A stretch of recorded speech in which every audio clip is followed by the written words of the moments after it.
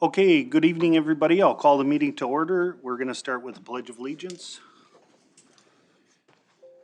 I pledge allegiance to the flag of the United States of America and to the republic for which it stands, one nation, under God, indivisible, with liberty and justice for all. Thank you. I would take a motion to approve the agenda. A couple requests for additions or Okay, first of all, there was a request from a resident regarding Fifth Avenue Northwest. If we could just take up that additional question under the number 6 residents' concerns, okay, maybe is just that. okay. And then I have a proposal to discuss about the administration transition. And I'm wondering if we could either take that up after the consent agenda or after the residents' concerns. After 6 or after? Let's do it after 6. After 6? Yes. So there'll be a 6.5. Yes, 6.5. Yep. Just want to call your Fifth Avenue 6A and then the one on the administration, maybe 6B. Sure, yep. Okay, any other additions or otherwise I would take a motion to approve the agenda. So moved. Second? Got a motion by Rick, seconded by Maggie to approve the agenda. Any other discussion? Hearing none, all in favor say aye. Aye. Aye. Opposed, motion carries. Okay, item number 1, Mr. Ondich. All right, so I'm going to put a couple of maps up on the TV screens here. Am I showing up yet, Mitch? Okay. There we go. All right, so we had called for the hearing in the consent agenda at our last council meeting for this partial drainage utility easement vacation request at 505 Autumn Avenue Southeast.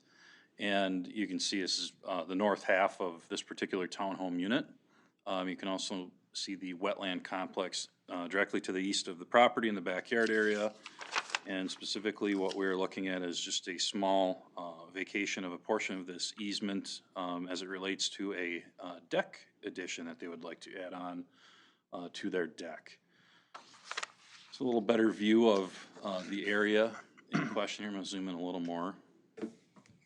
Better look at it here. So if you can see the line here on this survey drawing, that's actually the delineated wetland boundary edge. Now, going back to when the property was platted back in 2007, we had a 50-foot wetland setback required from wetland edge, which is this line, to structures. And typically at that time with the zoning ordinance, the first 40 feet of that 50-foot buffer was required to be in an easement area. Well, for whatever reason, this area of the plat, sometimes they hugged that 40-foot line for the buffer. Sometimes they made them bigger, depending on if they thought it would be usable land for building. In the case of this one, they went over and above the 40-foot buffer and actually went well beyond that.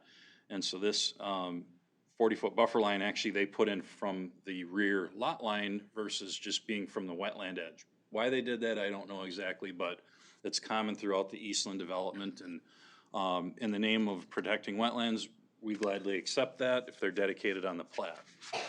What that happened to do to this particular lot is when they built the townhome and they initially applied for a permit to put a deck on the rear, it was limited to this very small 6 by 14 foot area, if you can kind of see where I'm outlining there, which is not a very deep deck, and that was kind of a point of contention for Witt when they built it, and then Mr. Pint as he bought the unit. And one of the first things he asked, even a few years ago, was, why can't we make the deck any bigger? And the response was, this line right here was the drainage utility easement as recorded on the plat. Fast forward to the year 2020, we actually amended our wetland buffer ordinance so that you can actually build directly up to easement lines now, which is no different than what we had going on there, but we also allowed wetland buffers to be shored up to the current wetland line. Now in this case, we're not looking to actually change where that wetland boundary is, but They do want to build to the edge of the easement, but in order to do that, they want to vacate this kind of trapezoidal shaped area of the easement. Now, the question is, why is it such an odd shape, and why didn't we just, lop off a larger area for the buffer to accommodate this and other properties? Well, the fact of the matter is we didn't need any other area of this buffer easement vacated in order to accommodate the deck. And as you can see, it kind of starts heading off at an angle. The unit to the south doesn't need it, and as you get further to the south, you really don't run into this issue with it being a tight fit. But the main point I'm trying to make here is that they are still maintaining our current 2020 zoning ordinance buffer of 50 feet from that wetland, even with the vacation. And that's actually what I had their surveyor put together, and actually measured out to 50.1 feet. But they're still maintaining our requirement for the buffer easement. They're just carving out a little area to accommodate the deck, and we're maintaining, we'll just call it a little bit of an excess buffer around that, but it's not an issue for these other properties in the area as far as buildability for decks and patios and the like. This one particular unit is where it happened to go closest to that unit. So they're really looking to vacate just this 625 square foot trapezoidal area on this exhibit here.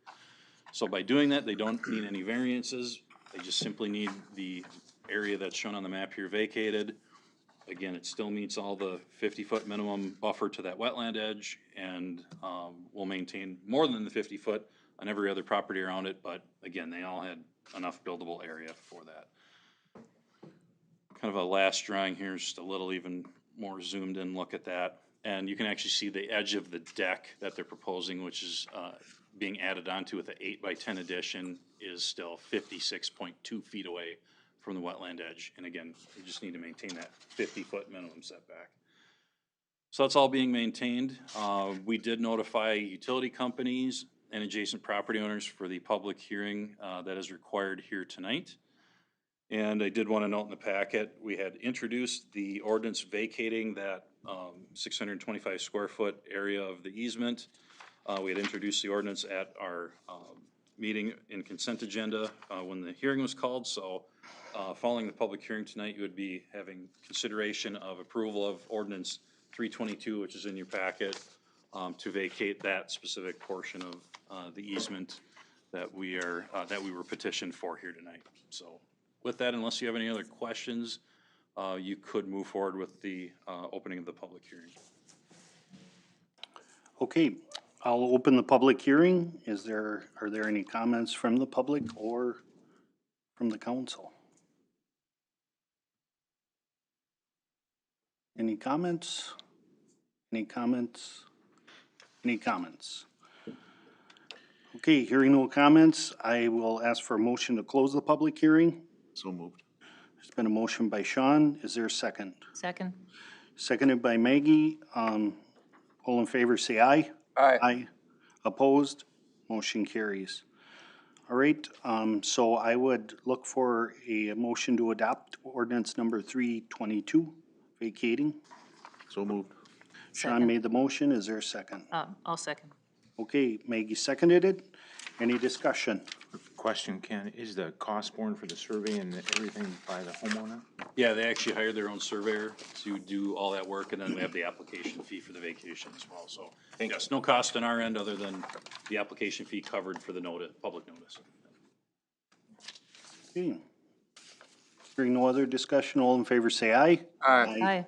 Opposed? Motion carries. All right, update on Highway 19 Main Street reconstruction.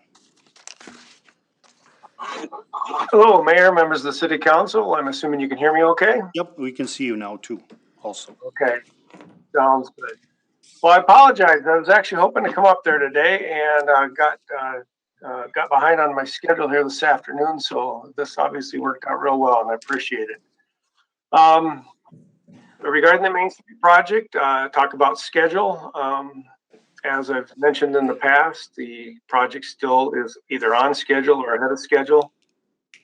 Utility work, which is down at the east end, is pretty much getting close to the end. Road work is probably maybe even a little bit ahead of schedule with that and the sidewalk work that's taking place. As I mentioned, utility work is down at that east end. By the end of the month, here another week or so, they'll be down to about Lexington. So with about 1 block left to finish sewer, water, and storm sewer. Right now, they're down at Lindale and heading east from there. Again, about 1.5 blocks from the end of the project. Right now, they're focusing on sidewalk work. You'll see them right there in the core of the downtown. They've been working on the north side. I think they're down about as far as the bakery right now with concrete, and starting to form up more down by Pioneer Saloon, and then starting to do some form work there east of Central along the north side of the roadway. So certainly, they'll get a lot of sidewalk work done this week, and probably I imagine they'll be wrapping up the core downtown sidewalk. Most of it will probably be done by the end of next week. Again, weather pending. We did have the mill and overlay there that took place last Thursday. A little bit of a little controversial at first because the contractor requested a 4 a.m. start. Insisted that if they didn't have a 4 a.m. start, that it wouldn't get completed before the end of the day. Everything seemed to go well. In fact, the roadway was completed by 4 p.m. and the roadway was open up before the afternoon rush hours. I hope there weren't any complaints. We were certainly a little concerned about the 4 a.m. start, but maybe in hindsight, it turned out well again by that roadway getting completed by the 4 p.m. Afternoon. So I guess with that, I guess the big question everybody keeps having in mind is, how are we sitting for schedule in terms of Dojinki and things like that? What I always want to point out is the contract had us making sure that the stretch of the roadway was completed to the east of First Avenue, the First Avenue roundabout, by the end of August. And clearly that does not appear to be an issue. I think there'll be a lot of work completed further to the east. Again, the focus is certainly getting the finish work, which would be the lights and things like that, up and functioning from that area east of First Avenue all the way to the west end of the project. And again, that looks promising. Again, I always want to knock on wood if you never know what's going to happen later on. That's pretty much it in a nutshell. Any questions, or if you've gotten any comments or from the public or constituents? I guess the big one that I have gotten is if they're on schedule, and I tell them they're pretty doggone close. So, because I don't want to say, oh no, they're ahead, and then have it blow up, So you give that open-ended answer. Yeah, us engineers always knock on wood when we say, yeah, they appear to be ahead of schedule or things are going well. So. But they're doing a good job. I noticed in the paper, somebody, one of the residents on Main Street wrote a nice letter to the editor about how respectful the workers are of their property and around that. So that was nice to hear, or nice to see, I guess. But other than that, no, haven't heard anything much. Okay. Chris, when I've sat in on those meetings, is the contractor getting everything on time from MnDOT, or sometimes it might be things that you have to do, or if MnDOT is dragging their feet? Who's the main I understand it's the MnDOT's money, but are you the lead, or is it Matt, or who's kind of? We're all part of a team. It depends what it is. I mean, MnDOT is in charge of certain portions of the project. We're in charge of things like sewer and water, coordinating with the residents, the property owners. MnDOT is overseeing the roadway, roadwork, curb, sidewalk, etc. I know there was some frustrations last week, most notably with one of the concrete crews, and I think it was just a matter of kind of a perfect storm, where concrete crew had been working down on the roundabout, and usually they have some guys that go ahead and start to work on doing form work on sidewalks. and they ended up focusing on something else. And then the whole crew showed up down in the area, probably the most challenging portion of the sidewalk, which is the area down by Humble Pie and City Club Bar and the mall area there that stretched between Second Avenue and First Avenue. And at the same time, one of the ADA specialists from MnDOT's central office came down to just kind of see how things were going and offering suggestions. And I think it caused some a little bit of standing around. And I think their guys and their crews were under a lot of pressure again on productivity and things like that. So I think there was a little bit of frustration expressed there. Just depends on who you talk to at what time. Things, concrete work, as I understand, right after that, the next day, with everything was going well, and the concrete crew was working well. So again, that was an item that we're not directly involved in, other than we're involved. We've been involved with the design and things like that. And this design is very tight. When I say tight, I always say, when it comes to road work, we always say, well, we're not building watches. But when it comes to a downtown ADA design, we are building watches. They're very tight tolerances and parameters to get all the ADA grades to work and things like that. And so it becomes a little more critical, and especially when we get into some of the more challenging locations of the project. Okay, I just wanted to make sure that it isn't gonna hold anything up, and then all of a sudden we miss our timeline, and, we don't fulfill the contract, and, because of squabbling between MnDOT and you or the city staff, whatever. So I was just kind of curious, just somebody take charge of the thing and do what needs to get done in time. Yeah, you obviously heard some passionate talk, and there's a lot of people that are passionate about the project, and certainly everybody's under a lot of pressure. Make sure we've got a good project, and it's in everybody's interest to make sure we're keeping the contractor moving along, and certainly within their interest as well. So that's we're all doing whatever we can to make sure they're not delayed and that they got the information they need. And sometimes it changes with what we're expecting they need, and if we can accommodate them, we'll do what we need to keep things moving along. So Okay, thank you. All right, any other questions for Chris? I don't have a question, but I wanted to pull a plug here for the Main Street Marketing Committee, who's doing a block party on the west part of Main Street, July 28th, 11 to 1 o'clock, because Kozacek's Hot Dogs and Potato Chips try to support those businesses on the west side and that area of the Main Street, which is basically kinda done. And so that would be July 28th, Wednesday, for all the council and the public to stop by at any time at that time if they so choose to support the project and those businesses in that area, 11 to 1 o'clock. Okay. All right, thank you. thank you. Next item is number 3. We need to talk about toxicity reduction evaluation study. Matt? Mayor, City Council, in front of you is, we're looking for approval to go in agreement with Bolton Mink to fill out a toxicity reduction evaluation. With us, John Peterson is the waste treatment plant engineer. He can kind of go over everything. Back in May, we had our yearly, what we call a wet test. It's a whole influent toxicity, short for wet test. We do it every roughly May. We've been doing this since 2003, and May was the first time we failed a test. So when that happens, you have to retest within 30 days. So back in June, we retested, and we ended up getting another failed test. So when it comes now to that, now we have to come up with a plan on figuring out why we're failing this test.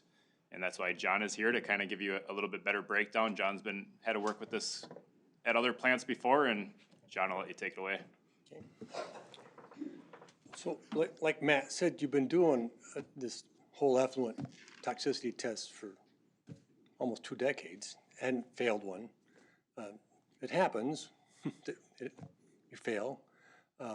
Just to give you some background on that, what they're doing is they test the effluent and they they test it in different ratios with the water in the creek, literally from the creek, okay, that we're discharging to. And then they test to see if it impacts these fathead minnows or the water fleas. And those are the indicator species they're using to determine whether there's an impact on what could be growing in the creek. And you aren't actually toxic to anything, but the effluent impacted the reproduction rate of the fleas, ball lanes, okay? And it did it twice.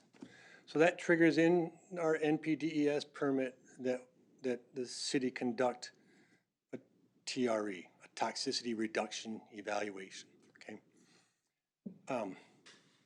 And that's how you get there. So in the state, there's been maybe a dozen of these in the last 10 years, okay? Most of those were with industries or with facilities that were able to quickly identify the issue, okay, and kind of make it go away. We're working with 3 facilities right now that it wasn't that easy, and there are significant issues. And the hard part is, if it isn't obvious, determining what is causing the toxicity. So say in Albert Lee, what they figured out, the toxicity is being caused by a disinfectant agent being used by a number of the food processing industrial users in the city. So they're trying to sort out what to do with that and how you get them to quit it. It is treatable in the system, but it would involve a change. So I'm not saying that's what you got. I'm just saying it's a wide range of topics that could be triggering that. The approach we take, which was outlined, is we go in, we do some toxicity identification. We do some facility performance work to see if it's in the facility. When we wrote this, the way it had been presented to us from the MPCA staff when they got the notice from wastewater staff, said, well, okay, give us the plan within 30 days, okay? Well, it turns out what he wants is the plan and that performance evaluation. And we actually have a little more than 30 days. Our permit actually gives us 60 days. So we'll work with staff to determine what the proper timeline is, because we want to get it right. You know, we want to go through and do some evaluations, see if there's something obvious that would be a quick one and done and we're out of this. Because if we can identify what the issue is, we can go back and do another wet test, pass the wet test, and probably make us do that twice again. And then we'd be done with that. And then there wouldn't be, let's say in Marshall, it's been about 4 or 5 years they've been trying to work through this TRE process, okay? We don't want to do that if we can help that. So our plan would be to come together, work out this performance evaluation and this plan that we would then submit to the MPCA to get their approval, okay, of the plan. We're going to propose that if there's more work required beyond this, that we're going to push it into next year so you have time to absorb that and do some budgeting work if you need to, okay? That's where you say up front, we're only, even though we've written this, I tried to write this in a way that gave you a feel for the whole scope of what we've seen, kind of worst case scenario, right? Our intent is we're only working as much as we need to, and we will identify with staff what we're doing before we do it. So this first piece is probably just 8 hours or less of mostly my time, just coordinating with staff. And then when we see that, we'll see where the next step goes. There's a separate piece where if you need more lab testing, then that's a separate piece that we don't do, but you conduct that. Actually, you can do it either with the firm that was doing the wet testing. There's a couple other options. We'll work with staff to identify the best solution for that, okay? Before we move on, John, I just want to point out, Yeah.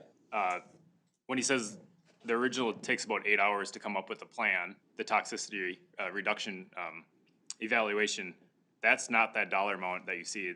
That 8 hours does not cost 25 to 30,000. That's just what he's estimating for the project. The only reason I bring that up is because I got to ask that question. So the 8 hours is part of this 25,000, but that's not the whole cost of this 25 to 30,000. Isn't 8 hours of John's work. So I know it's kind of just pointing out that obvious point right there. Yeah, thank you. It seems obvious to me, but why would that be? Yep. No, it's we're only going to go forth with pieces as we need to, and we'll identify those costs and the hours up front before we go into each piece if we need to. So who does this wet testing for us once a year? We hire a lab? We do the test ourselves, that then gets sent off to a lab. It's sent off to a lab, okay.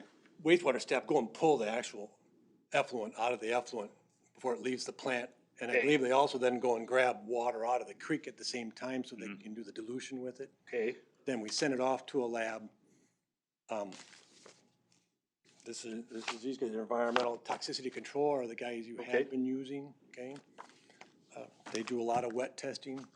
I'm just saying there are other firms that do that also, and we'll work to see that we got the right people helping. There are some firms that are a little better geared up if you're getting into something that's really intricate. We don't know that yet, so, and I'm really hoping not, but. So the agency, why are they not able to tell us what they saw in the previous tests versus what they're seeing in the tests that we fail? So what is the substance that is different that's causing the fail? That's what we're gonna go find out now. Because when they do the first test, that wet test that we pull the sample and give, Yeah. all we know is that the water fleas didn't reproduce. So they can't tell you We what. don't know why. But do they actually test that water No, and tell you what the substances are? no, not enough to do that there, because if we don't stop the water fleas from reproducing, we really don't care. Okay? Yeah, There's our I permit. understand. We It really- just seems kind of strange that they go through all this tests and they can't tell you what's different from one sample to the No, next sample, and so. that's what we'll have to do now. We're gonna go back and look at what's been going out of the plant and see if Yep. it looks like something is obviously different.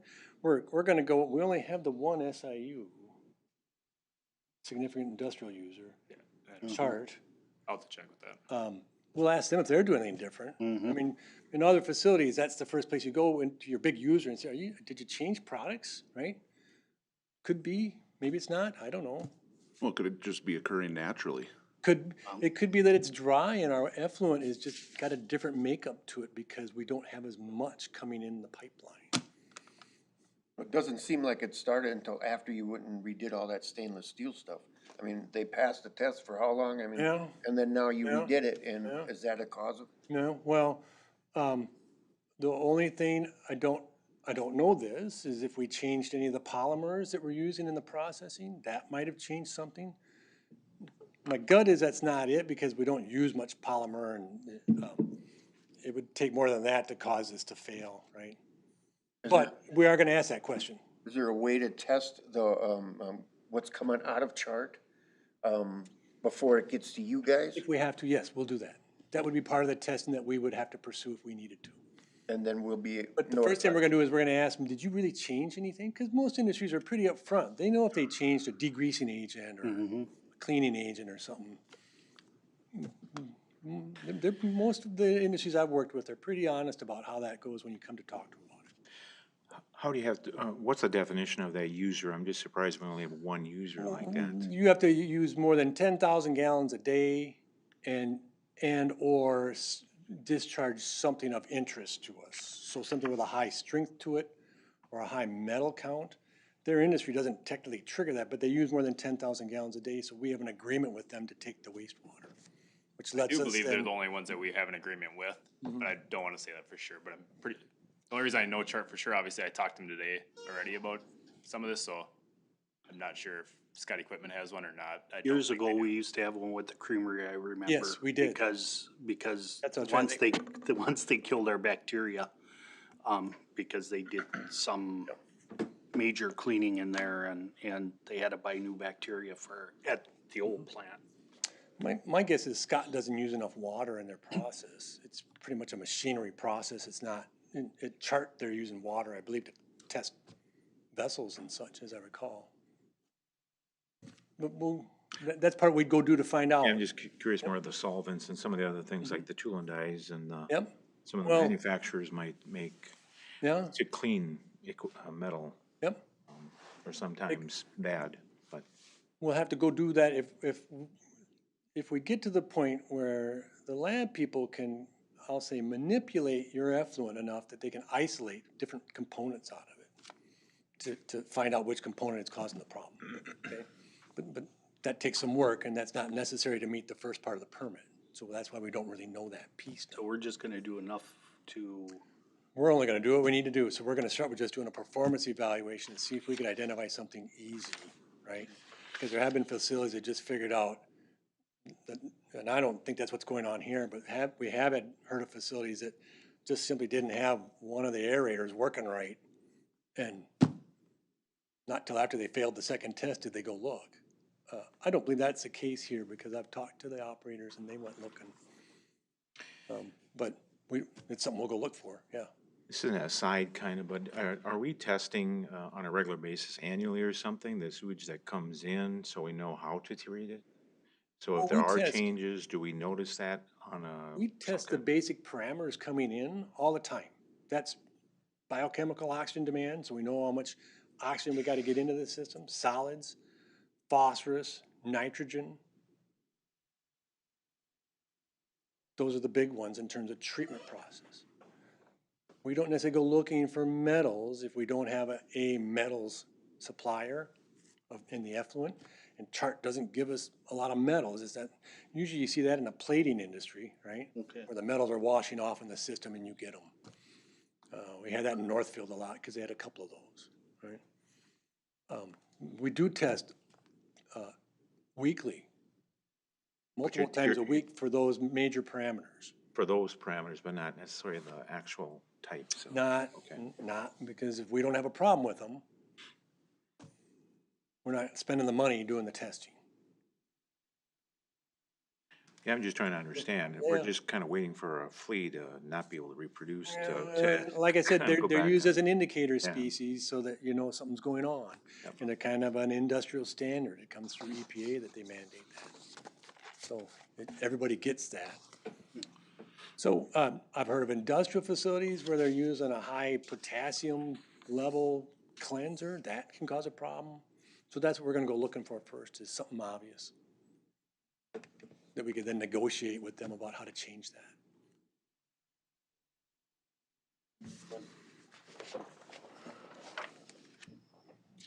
Thank you. Yeah, any other questions? Feel free. And I'd suggest we'll be back after we do this first analysis and get it submitted. When we get a reply from PCA. 'Cause like I said, we're gonna try to get this scheduled off. when you say, that's Minnesota PCA, it's not, It's a Minnesota Pollution Control Agency. They're the ones driving that piece now. Okay, thank you. thank you. Thank you. Any other questions for Matt or Mr. Peterson?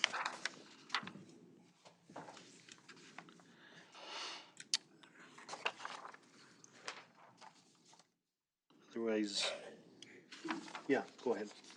If there's no questions, I'd make a motion to approve the agreement with Bolton and Mink for the toxicity reduction evaluation. Second. Okay, there's a motion and second to approve the agreement with Bolton and Mink. Any other questions? Hearing none, all in favor say aye. Aye. Hi. Opposed, motion carries. Number 4, Southside Park drainage. So I'll Yep. cover that. So I'm gonna put up a map. Thanks for coming. Once again, I'll put up a map for you that will show the improvements we're making to Southside Park here. So, give you a little background, I know we've talked about this at budget time before for the drainage improvements at Southside Park, but, Southside Park was initially developed in the early 2000s. The low area of the ball field, which is kind of down the hill from the playground and the picnic shelter, has on and off been problematic for continued reliable use based on the drainage concerns at the outfield in particular. And it's gotten to the point over the past few years that Morning Ball isn't using it, other teams aren't renting it, and it largely is unused other than some school picnics and other pickup games here and there. But it's not been a reliable field. So back about 4 years ago, we had SEH, Chris Cabot particularly, put together kind of a concept plan for installing drain tile and then capturing some of the water from the parking lot area, which would normally just run overland through grass and then kind of down into that low area by the baseball field, the infield area, and then ultimately make its way over to the creek. And we had come up with a, budget of, right around $50,000 at that time. We started putting away, $20,000 a year in order to reach, approximately $60,000 overall project total here for, completion in 2021. So we had, SEH put together the, quote documents, where these are not competitive bids, I wanna make that clear. This just is put out for proposals and quotes that we received. And we did receive 2 back for the work, for the drain tile, from the baseball field and what could also be, stripped as a soccer field as well, I wanna point out. And then also capture the drain water off the parking lot and ultimately tile it all to the, open ditch that you can see in the park there. So that is what the plan was, and, the final plan we came up with is just some perforated drain tile, kind of one immediately, outside of the infield, ag lime area, and then another one further to the south. And they ultimately kind of V up together, meet up with that, pipe from the parking lot area, and then discharge into the creek. So the 2 quotes we did get, one was from Chard Grading and Excavating for $60,019.37, and then the second one from K. Witt Construction for $67,618. Now, again, noting that the overall budget was $60,000, I do want to also point out that we had, for the engineering to get to this point, which is right within budget and what we had planned on, another $74,4650 for the engineering. So overall project cost ended up being, about $67,000, obviously over the $60,000 budget. Talking with, city engineer and staff and kind of the whole contracting, atmosphere that's out there today, we do feel these are competitive bids. We really didn't know what kind of, proposals we would get in ultimately. So that budget was really, as best we could guess, ultimately, gauging from a design from about 4 years ago, but, overall, in considering, looking at our project budget for 2021, looking at some other savings for a demo of the old bathroom in Memorial Park, that's over by the Horseshoe Pit, on that east side of the Memorial Park area. We actually only needed about 500 of that, $2,000 in there, so ultimately, to the bottom line of the 2021 Park Board budget, if we were to award this to Chard Grading and Excavating, we end up just under $6,000 over, total budget for the year end. I hate going over budget on anything, but we don't believe that the cost will get any more affordable, moving forward, and, we've been waiting, about 4 years now to get this project done, and, we think, we're not gonna get better prices on this, and we would, recommend moving forward with that. Just noting that it will be slightly over budget, but historically, the park board's always been under budget, so I do wanna point that out, as well. So in the grand scheme of things, it's not a huge amount, but, will ultimately end up needing to be recognized as a budget adjustment at year end, if we do end up spending that full amount, which we believe we will. So, if you have any other questions about the project, we've been looking forward to this for quite a while. I know Parks Department is as well, and it's been getting tough to mow lately. And even with the dry weather, I don't know, Matt, I haven't been down there, but even if it were to rain, it would take days to dry out, even in really dry weather. So, it just hasn't been used. And the one, thing too, on this drawing here, you can see a youth soccer field and then a, full high school size soccer field could be striped in that outfield. And we believe with the drain tile, that would actually make that a very usable, field, whether it be for games or practices or, not, I don't know, but, that could be an available space for teams as well to go out and utilize if need be, but, really we're focusing on the ball field aspect of it, based on that need initially, but it could be beneficial in a couple of different ways, if we get that done. A couple questions. Will we be approving the contract itself then also, or just So- awarding a bid? Or? It's just awarding the project to them. So specifically, yeah, this is just awarding the contract in that amount of $60,019.37 to,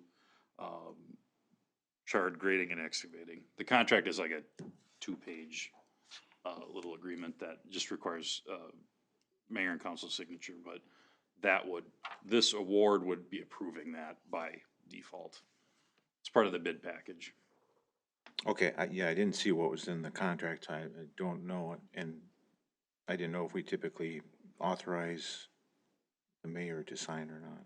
I thought we did, but, what, besides the tiling, what other dirt work is involved? I guess when this was first discussed, I just assumed there'd be more work done to the field itself, but this is more or less just, putting drain tile in. Yep, drain tiling is really the main thing to get that water that's sitting underground. So if you go directly to the west, and there's the ditch that runs from south of town up through this area, this is actually all floodplain, actually. So we're very high water table, and I forget what the fall is, Matt. It's not a heck of a lot from. It's like 1 foot from the ball field out to the wetland. So you're dealing with very minimal fall, and again, you're trying to get it to outlet to that creek. So the one thing to point out here too is if we happen to have a big rain event and that ditch or creek, whatever you want to call it, fills up, obviously the water in the drain tile is not going to drain out until that other water is away. But the benefit here is that the drain tile will clear that water out in the smaller rain events a heck of a lot quicker, and we won't have, I mean, we've had like month or two where it's just wet, and that's why people have just stayed away from that field. So we've been mowing it and doing other maintenance, and it just doesn't get used like it should. The big dirt movement is from that, right off the parking lot, south of the parking lot is the construction drainage basin. That we're putting in because that's taken a lot of water from that parking lot, all drains into that area and then runs pretty much where our tile line will be, just north of that baseball field, and dumps kind of into, right there, dumps kind of into our outfield. So us putting that basin in will actually catch all that water before it can even get to the baseball field. So that's where a lot of the dirt movement is. Otherwise, you are right, it's just drain tile going into the outfield.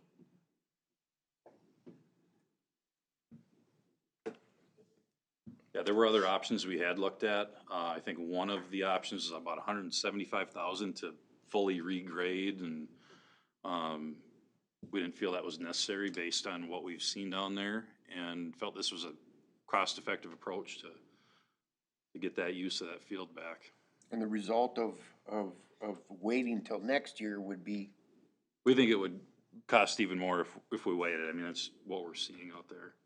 And it was hard enough. We had, how many contractors we put this out to, and 7 contractors, and most said they were just too busy to even bother bidding it. So we were glad that we had 2 to compare, but even so, we feel it, reasonable looking at the quantities of the item list that we should take the opportunity to get it done. Do we ever have engineers that actually created this field in the first place? Going back, so this predates me again, I think it was early 2000s on that. I know we had engineers that put together the stormwater pond. I don't even know if that was necessarily related to the park per se, but that's the only part that I know was engineered from any old documentation on that whole area out there. The park was not engineered. Yeah, I kind of think that park kind of was developed The on the fly, kind of. Well, the property was given to the city by the Sindelar family, and when I was in charge of the parks, we went out there, and I mean, no money was spent on it, and I don't even believe there was a shelter there. Maybe there was. No, that was built later by Dave Edberg at the high school. Oh, yeah, that's right. So it was just land, and I would assume at that time we needed a baseball field, and they knocked one in there real quick. In an open area that was big enough, and maybe city did it. I don't even know who did it. I'm not sure. I also should note we do have disc golf down in the area too. Oh, that's right. There's disc golf in there. That's right. I think they'll be happy not to have to trudge through wet field as well. But. And I did go through there, I think it was last year, and it was really flooded out. I mean, it's probably a good project. On a normal year, whatever normal might be, how many times do you think we will not be able to use it then with this drain tile? Oh, with the drain tile? I don't know, it seems like the 3+ inch rainfalls maybe. Yeah, pretty much anything, I would say 2 inches or more, it's gonna take a few days to drain because of the creek where it discharges has to get low enough. But just for an example, back in 2019, we only cut that outfield 5 times. 2019 was our extremely wet year, and that's when 37 was done. If some of you guys probably remember the headaches we had with that construction project. This year we haven't really had any issues. You know, the couple of 1.5-inch rainfalls, we can't cut it that week like we normally would. But this isn't a normal year either, so I don't anticipate, if we tile this the way we have it designed, you might miss a few games here and there, a few times cutting, but nothing like we normally would. Okay.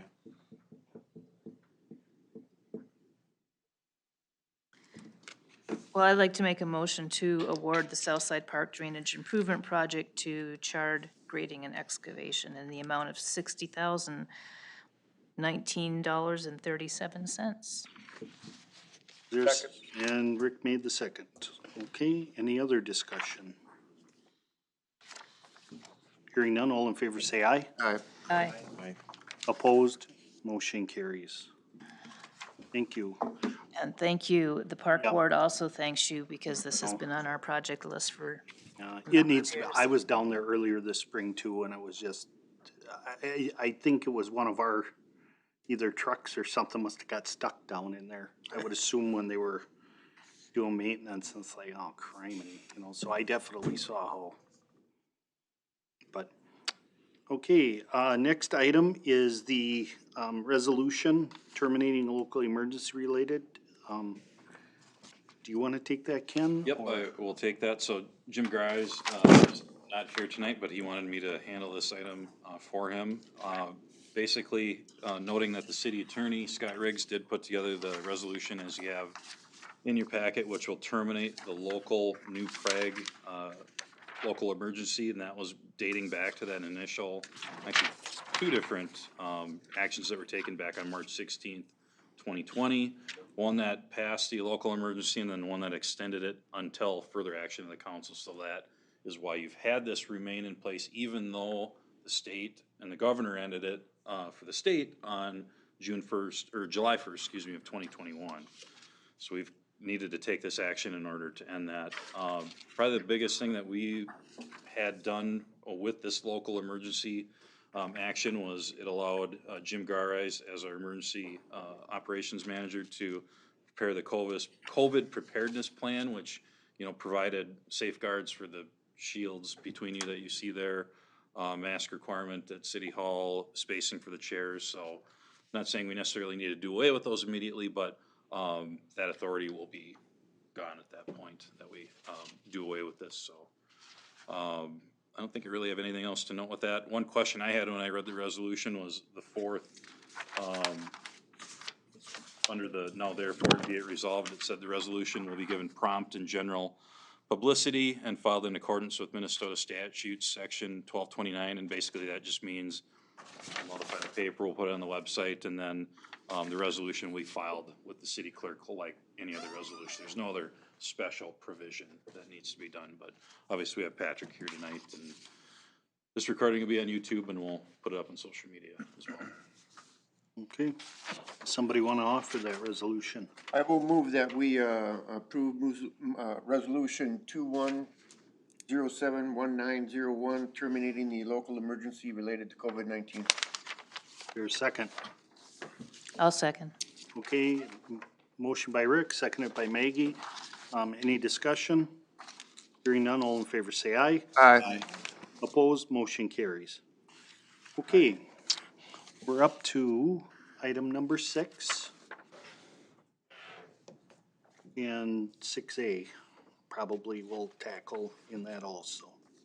So, Mr. Mayor, if I could give kind of a Yep. little overview, and I actually have a map that the council has in the packet. Mitch, if you could pop my computer up there again. All right, so City Administrator Mike Johnson actually was approached by some residents at Prague Village, and I believe we have a few of them here tonight. And then I was also approached by some staff, actually predating that by a few days, I believe, concerning Prague Village and the residents wanting to walk from Prague Village, which is on the east side of 10th Avenue, over to the new Hy-Vee and other shopping in the area as well. I should point out, we don't need to particularly pin it on Hy-Vee, but that is certainly a important new destination for a number of people in town. So I forget how many of you are on the council. Sean, I know obviously you were at that time. Maggie, I don't know if you were yet when we approved this Prague Village project.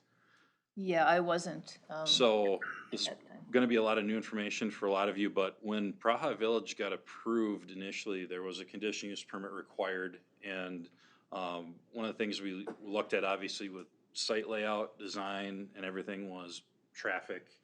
And, you know, obviously how many residents would happen to need to walk, or family members that are visiting from Praha Village back over to the east in particular, most of the retail, strip mall, restaurants, that type of thing.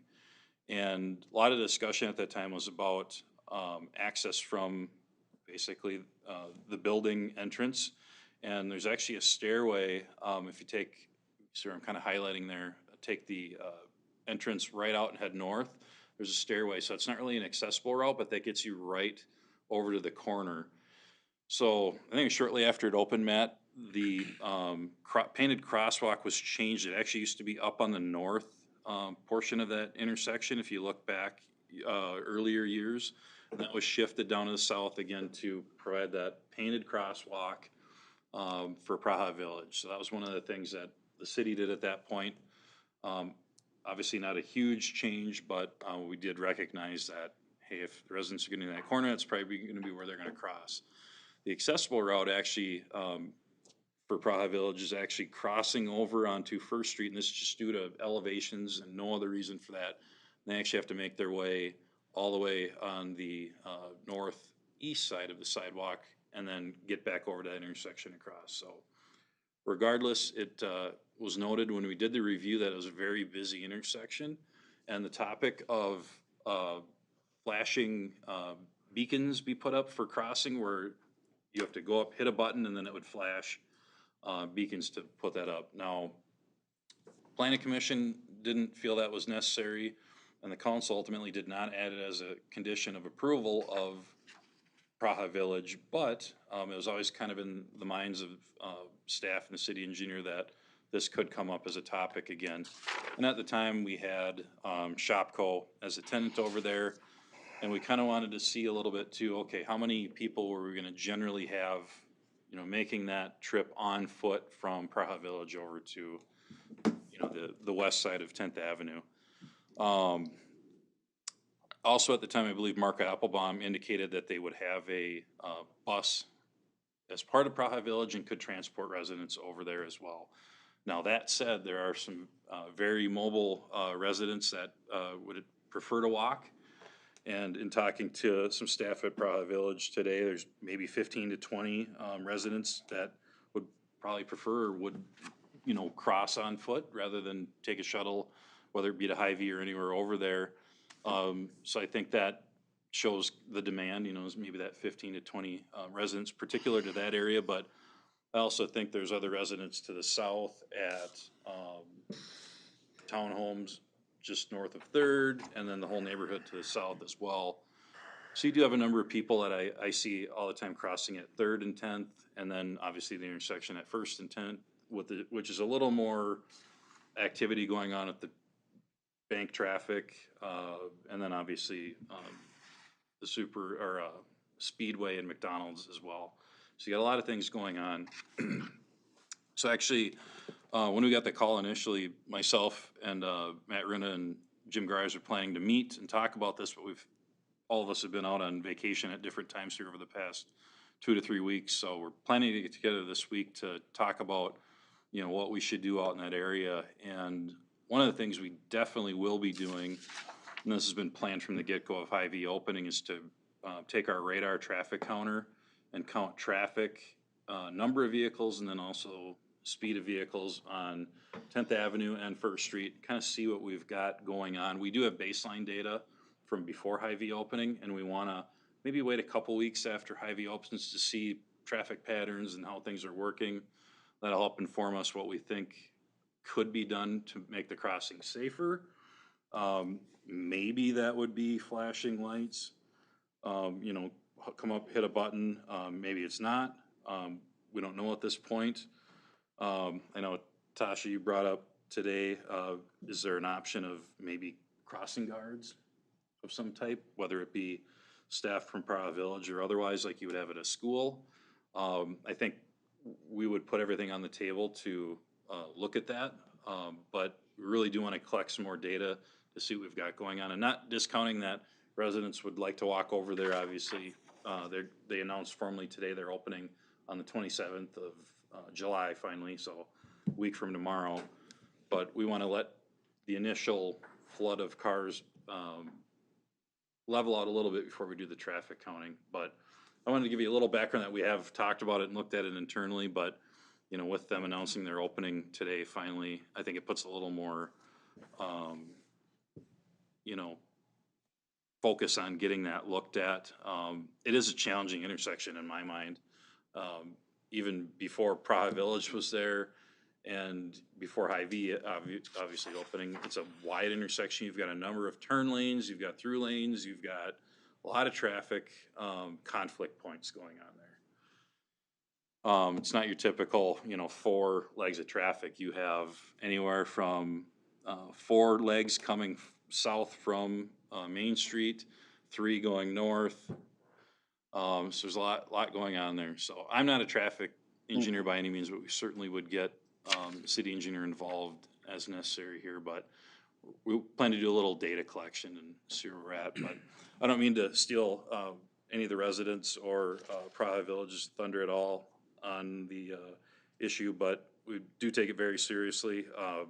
You know, safety of all the residents is a big issue, and we don't want to see anything happen. And I'm certain Hy-Vee would love to see the foot traffic over there as well.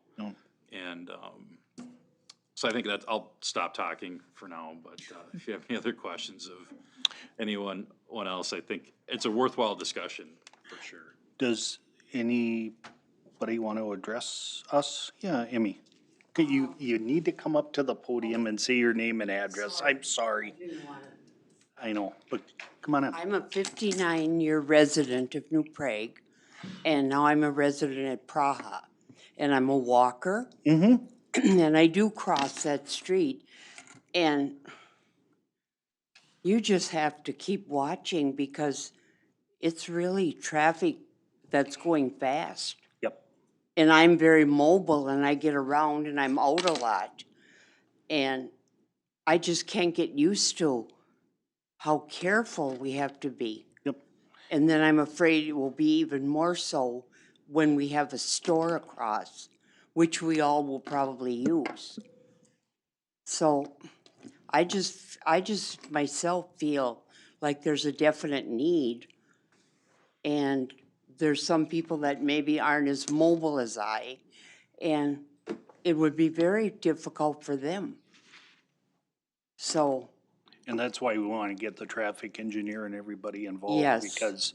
Because for us to do assumptions and if they don't work. And Yes. it's for liability and stuff like that. And we have been talking about it with each other and wondering what could be done. And we, of course, don't know the answer to that. Yeah. So I'm glad that you are allowing us to come and address it. Yep. At least we know that somebody's thinking of our safety. So thank you for that. Yeah, we'll definitely You're welcome. address it. And I have to agree with you. I'm a walker also. I go out every day, and I'm quite mobile. Yeah. You know, I can run across if I have to, but I get very frustrated when cars don't stop with a marked crossing lane. Yes. And so, yes, you do have to be very careful. And I used to run across, but tomorrow I'm having surgery on my knee, so there's no more running. So I'm more fearful than ever. Was that yesterday you stopped running? That was yesterday, yeah, yeah. I think I've seen you. Yeah, you probably have. Yeah. Bill, so thanks for bringing this to our Yes, attention. thank you. Yes. Thanks for your comment. I'm sorry, I didn't put your. Emma Jean Tukalski. Yep. Anybody else want to address the council? We will look into it. And because we know it's an issue, those people come through there fast. I mean, They do. you know, people are accelerating that first block and, you know, it might be reducing speed. And that's what a traffic engineer can do for us and tell us, because there's state statute we have to follow. We just can't go and reduce speed limits in the city, you know, just willy-nilly and all that stuff. So there's a whole big process. I hate to tell you, government at its best, you know, but, so. Ken, do we need to take action on this then? You could certainly direct staff to, continue investigation on So the moved. crossing issue. Okay. That would be helpful. Rick made a motion to direct staff, just what you said. Okay. I'll second. Okay, and Maggie seconded it. Any other discussion on that one? Hearing none, all in favor say aye. Aye. Opposed, motion carries. Thank you, ladies. Thank you. I assume, Ken, that police chief will probably have more attention in this area during the next week or two before we do any action then? Yes, so I'll be putting my radar, counter out there, which is just a little black box, which you won't even notice, but, he actually indicated that they would like to get their, traffic trailer out. That's out, actually, I think on First Avenue Southeast right now.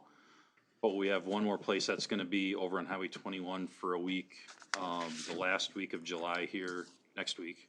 And then we can move it over, to Hy-Vee for that first week in August. So, yeah, they'll be watching. Yeah, I'm assuming monitoring or police patrols or something like Yes. that. It's gonna be busy. I know one thing people have worried about is where is everybody gonna park and how's it gonna work? And, I've brought this up before, but there's more than enough parking for the requirements, but there's gonna be heavy pressure there, for the first couple weeks, so it's gonna be full. And, I don't know that we've seen anything quite like that before with the interest in that, so it could be a little interesting for. And I would think that more than other locations, that one is gonna have a little more pedestrian traffic because it is a nice, A lot of walk and townhomes get, in the there's a area. lot of easy walking to it. And it's really kind of laid out nice for walking to it. Yep, and I think, you know, if you get to the site, you can easily get through the parking lot safely, but it's kind of been a little bit of a worry how that'll play out there, so. I've had to go up to the stop sign just so I can get across. You know, you come out of McDonald's and you try to Go up to shoot the over. stoplight? And then A lot of people instead you do just go up that, to the stoplight and go Yeah. that way. which is not convenient necessarily, but Oh, you'll get hit though. I mean, you've got cars coming up and taking a left out of, like, what would be Hy-Vee there. Yep. You could be sitting there a long time for a good chance. yep. Okay, the next item, that's 6A, is another traffic concern that was brought up to, I think, did you send this to everybody? I think, did I just end up getting it? all us. The email? Yeah, Yeah. from Mr. Kriya? Yes. Okay. And, I guess kind of the same thing. Yeah, I didn't realize police chief won't be here tonight, but so I don't know if there's been any discussion or anything on this regarding this email, if you're aware of it, even Ken or anything. Yep, that's been so discussed on it. or- I can give you a little background on that. So Jim has been on vacation and is out for a personal matter today, but Matt and I touched base about this. So this has actually been looked at a few different times. I'm trying to remember the exact date when that email I gave you, Matt, when I had last written up a memo. 2017 I think I had written a memo to the council at that point, but there's some history with the one-way going back to the breeders and truck traffic, that type of thing. And then again, it got brought up by Mark Vosapka when the fire station emergency services building went in, and that was when it used to be a one-way all the way from Main Street to, The parking lot of Harvester. yeah, the parking lot of the former business there. So when the fire station got approved, it changed so that you have a two-way down to, was it Third? Yes. Yes. And that was the last formal action that's been changed on changing that from a one-way, just taking that first, or that last, little leg of the road and turning that into a two-way, so the firefighters could get in and out, quicker. Yeah, we have not had a chance to talk with Jim Gares about, the request, cause he's been out of the office, but, that was on our agenda on Wednesday, I believe, along with the Praha Village traffic issue to talk about as well. I had talked to MnDOT back in 2017 about, changing it to a one-way, and our concern and issue was that, Changing it to two-way. or changing it to a two-way, sorry, was that they would not allow traffic to go from just, one-way north and then, have traffic once again exit out onto the highway, and they did not have a problem with that based on the anticipated low volume. So from MnDOT's standpoint in their transportation planning department, that wasn't a deal breaker, back in 2017. Now, they have different staff there again. We probably wanna, bring that topic to their attention once again if we really were looking at it. But that didn't seem to be a hindrance to prevent that from switching to a two-way. Now, a lot of the residents have been very vocal up there that they don't wanna see two-way traffic, but as Mr. Krea pointed out, and I've seen this myself, Quick Trip has been generating people, I don't know if they're just not paying attention, but they have been traveling the wrong direction, on Fifth Avenue, whether going to or from Quick Trip as well. And that was actually pointed out in the traffic study, for Quick Trip to kind of keep an eye on that. And I don't know that it's been a huge issue. Mr. Krea is right on the corner, front and center of First and Fifth, and he sees it. And I've been working with Mr. Krea to actually, Quick Trip's gonna extend their fence, in front of his home actually, for noise and other concerns he had. So this was another issue he had brought up, and, yeah, it's definitely, changed the traffic pattern around there. Unfortunately, in violation of that one way, but I don't know that historic need to keep it a one way is still there, but I know it's just been that way for a really long time. I think it would be quite difficult for some people to get used to, but I don't know if that's necessarily the best for traffic to keep it that way either. Okay, I got a couple questions on this. So we don't have wrong way signs at the end of each of those blocks anymore? Wrong way signs? Yeah, or, Not at First or Second, we do at Third Street. Yeah. So at First and Second, we have signs that say one way, not wrong way. Yep. With the arrows pointing obviously to the north. But But- if you're traveling southbound from like the fire station, Yep. when you get up to Third Street, there's two signs on each side that say wrong way. So yeah, I think this would be something we all discuss on. yeah, Should we present it as a two-way? Do we present it as sign change? Yeah. Sign change? But there are one-way signs. yeah, that I know, but I know that there used to be wrong way on every block. There used to And- be until yeah. we redid Fifth Avenue in Yep. 2017, I think it was, when we redid the rework area. The only thing I will say, I saw that email, and right away I had the public works, so you probably seen throughout some of the Main Street areas, more high traffic residential areas because of Main Street, there's a few stop signs that we have red flags hanging off of them. We did add red flags hanging off of those too, because I know that was a concern about stop signs. Good. It's a temporary thing. It's nothing permanent. It's just kind of catch people's eye again, going, oh, there is a stop sign here. So And I would assume, I'm assuming that probably the people, cause I used to see it in the park and you see it in the park, the people that end up going the wrong way aren't from town. They're looking to get back to the highway. It's lots of times an honest mistake, but yeah, but I know where he's coming from too, so. Yeah, it definitely deserves to be looked at, because I went to find that guy's address when he first sent the email, and there was just enough traffic where I couldn't even stop, I just had to keep going. So it is definitely something to look at. Matt, I noticed there's a one-way signs on First Street and Fifth, but I noticed on the other blocks, and maybe Third Street, they have the no left turn and the cross on it. And I just wondered why we have differences. Why on that street we have no left turn?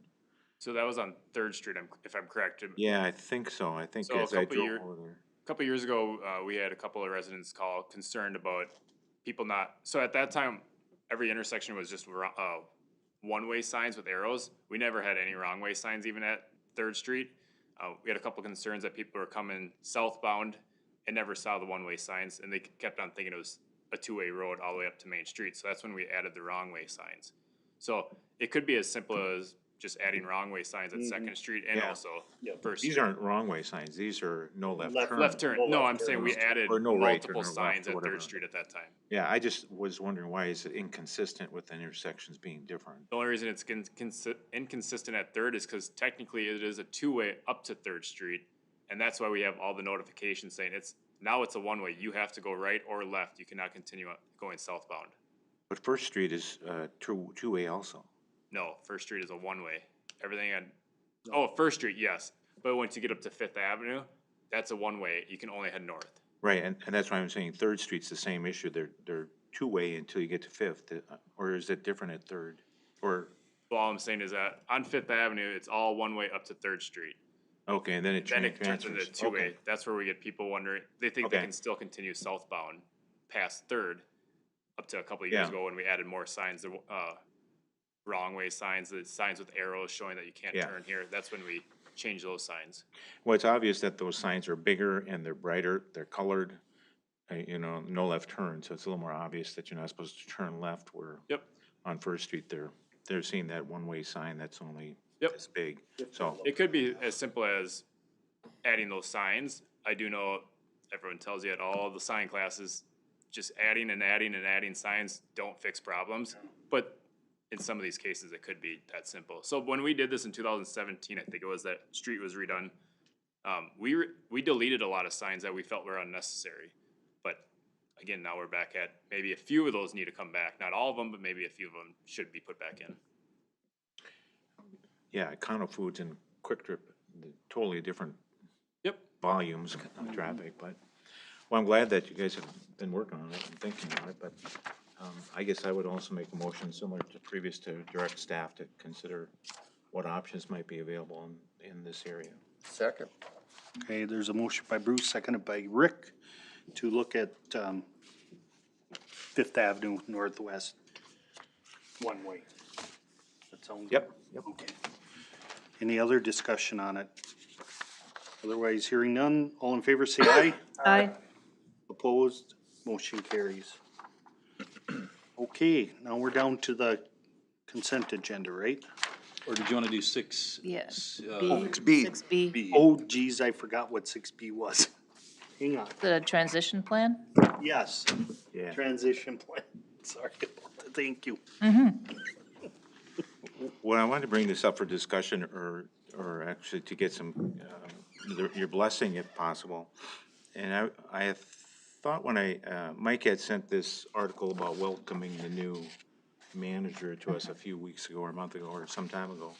So it got to me thinking that maybe we could, I would be interested in working and helping manage or coordinate transition as a subcommittee of the council with the mayor, presumably, basically to help coordinate activities with the transition.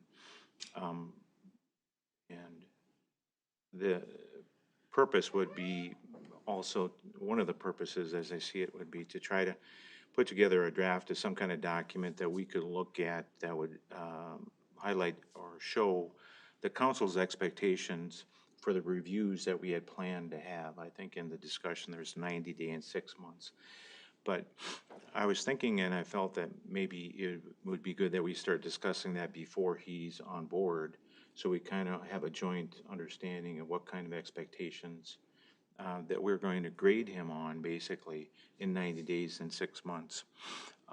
So one of the purposes of this activity was to try to create a draft that we can have it maybe at the next city council meeting that we can discuss, but basically put something together for us to react to and to say we're okay when we want to add this, subtract that. But basically to have that discussion with that.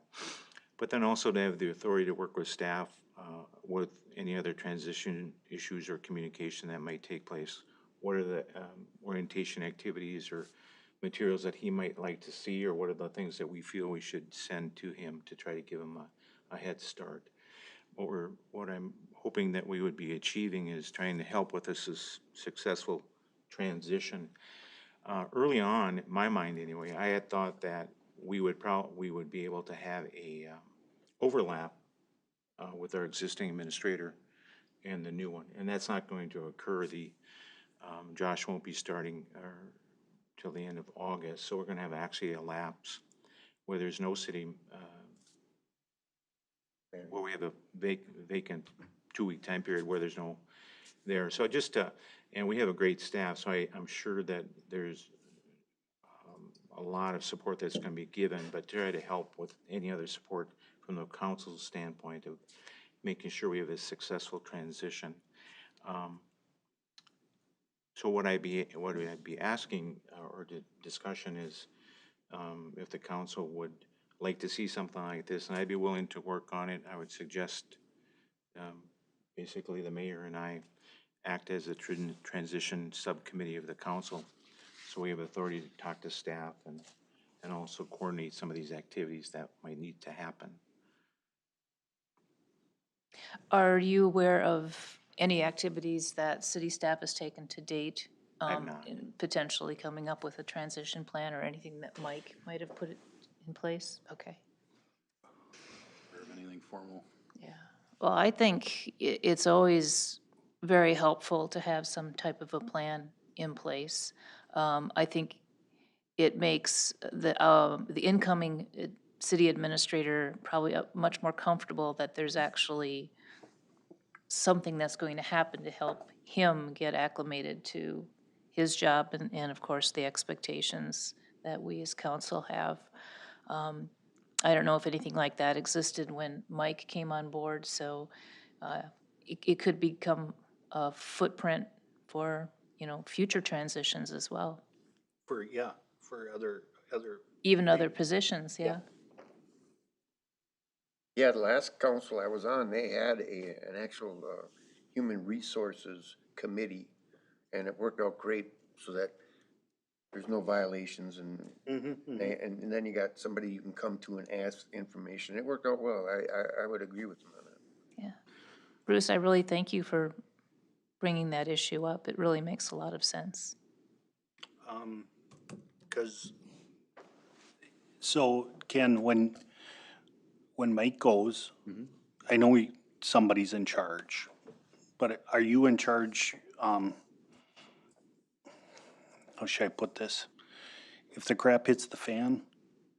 Well, I can tell you during his vacation I am, Yeah, but that week between, I or don't 2 know. weeks, yeah. Actually, it's only 1 week. Oh, is it? From the Okay. 20th through that Yeah, next week. it would be 10 days. I don't know the intent there.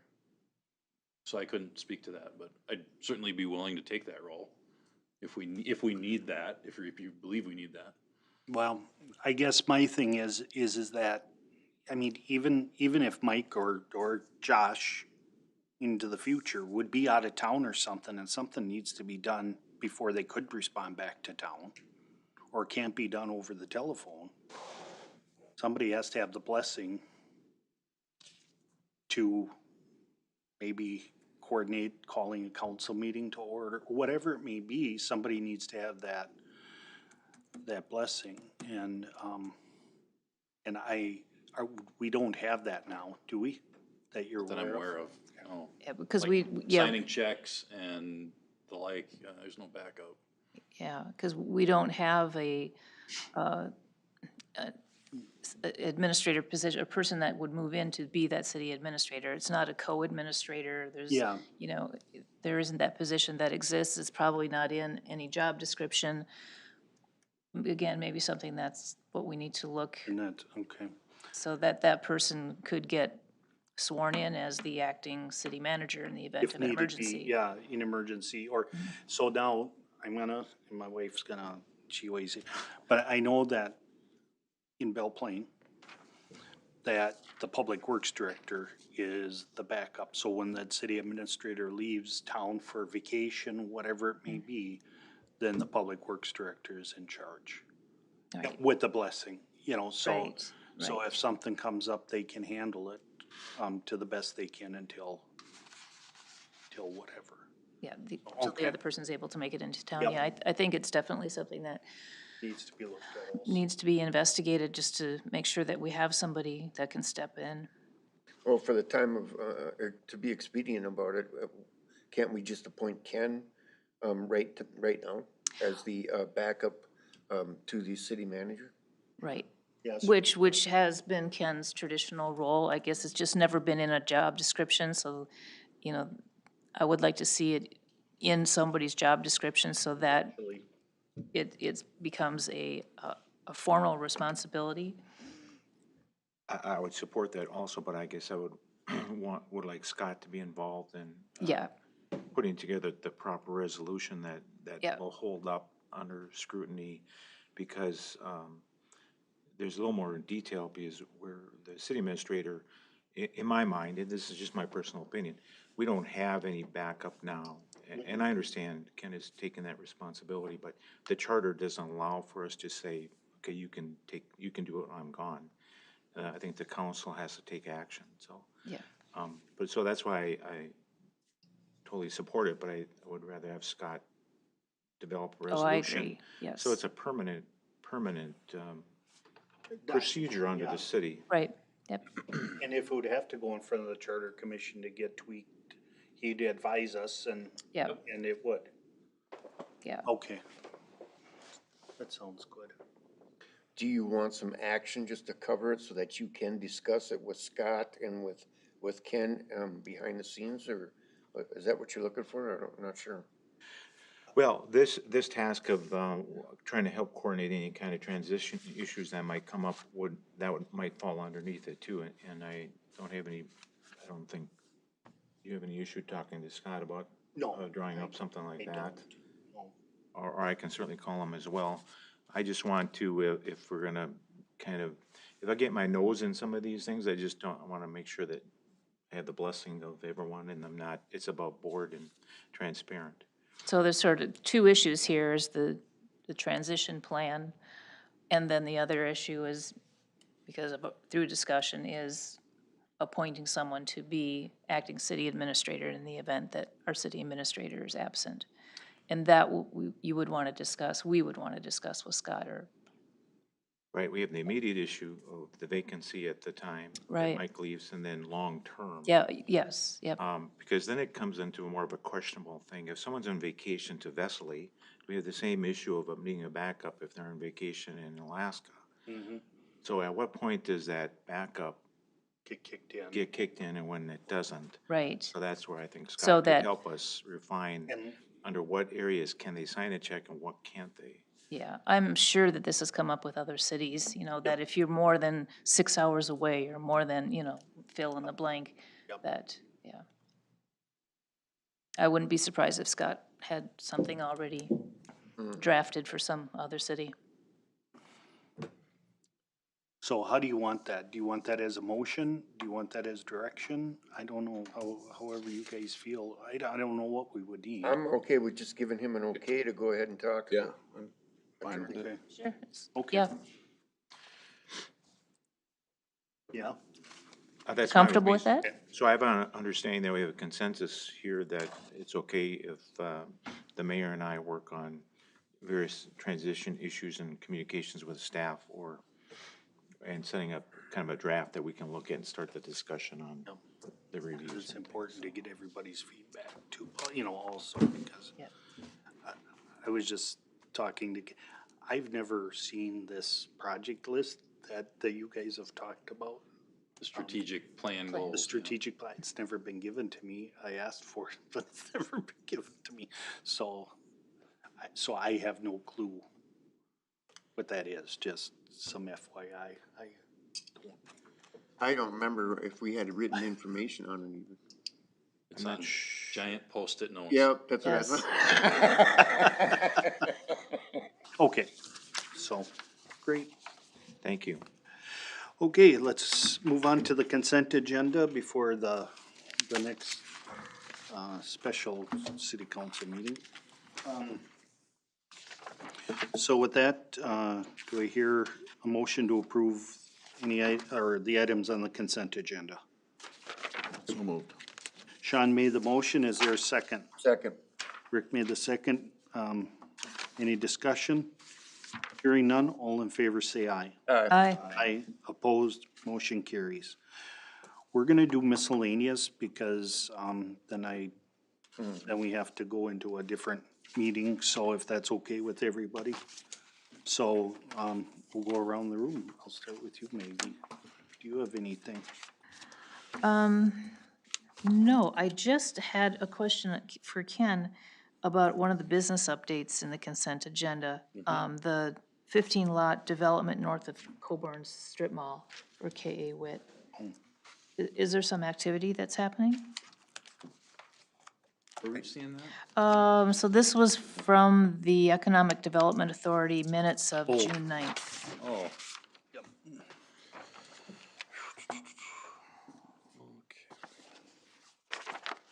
Oh, I don't know why that says north. No, what that was, the last phase of the Eastland development, which is south of Coburn's on Summer Avenue, Oh, okay. is well underway of construction for the final 15 lots. Okay, all right, thanks. I was getting excited.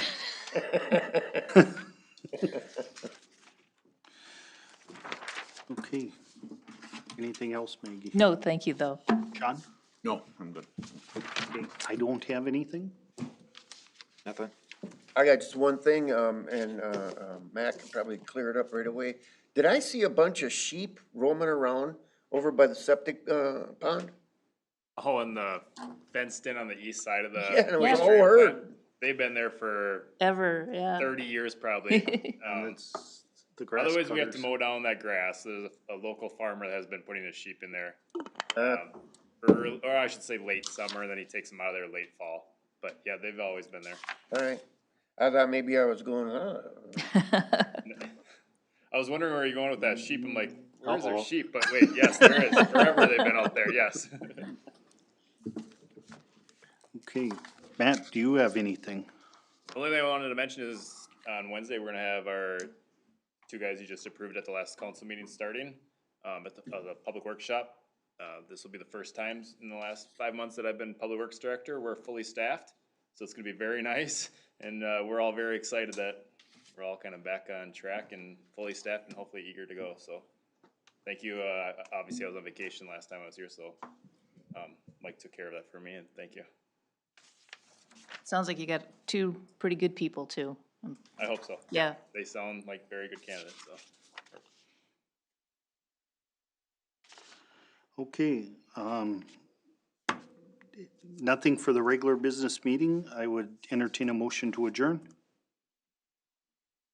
Not everybody jump up here. move to adjourn. Okay, there's a motion, a second. All in favor,